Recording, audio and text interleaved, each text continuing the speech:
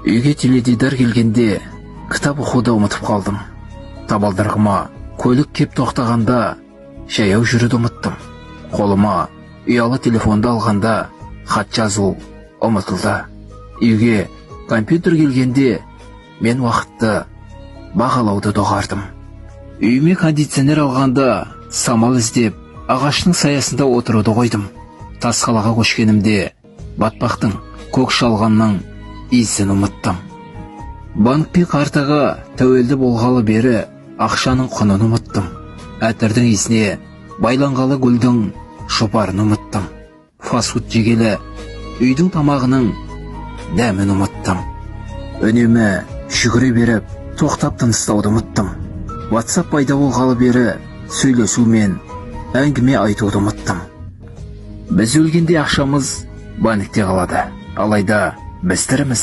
Жұмсай қояйын десе ақша аз. Шын мәнінде біз жоқ болған кезде жұмсалмаған көп ақша қалады.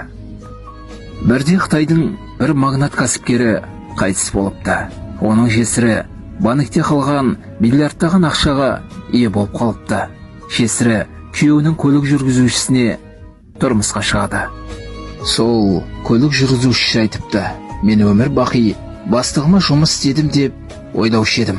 Сөйтсем бастығым мен үшін жұмыс істеген екен ғой деп. Өмір шындығы. Бай болғанша шын мәнінде осы сәтпен өмір сүрген маңыздырақ. Сондықтан денің сау болуын қадағала.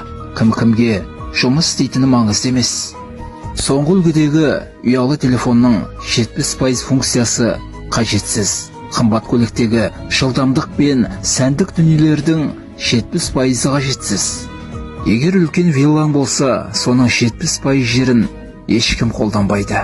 Ал гардероб ше, 70% киімді кимегенде шығарсың. Өмір бойы жұмыс пен жалақының арасында жүгірдің. Соның 70% өзге адамдарға арналған.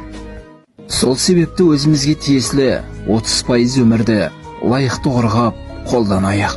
Емханаға барып, еш жерің ауырмаса да сараптама жасат. Шөлдемесең де суды көбірек іш. Басыңа күн туып, әділетсіздікке ұшырасаң да сол қияметті босатып үйрен.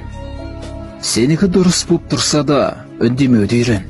Бай болсаң, не күш-қуатың тасып тұрса да қарапайым болуға тырыс. Бай болмасаң да разылық танытуды үйрен. Қолың тимей жатса да санаң мен тәніңді жаттықтыр. Жүректен орын алған адамдарға көңіл бөліп үйрен.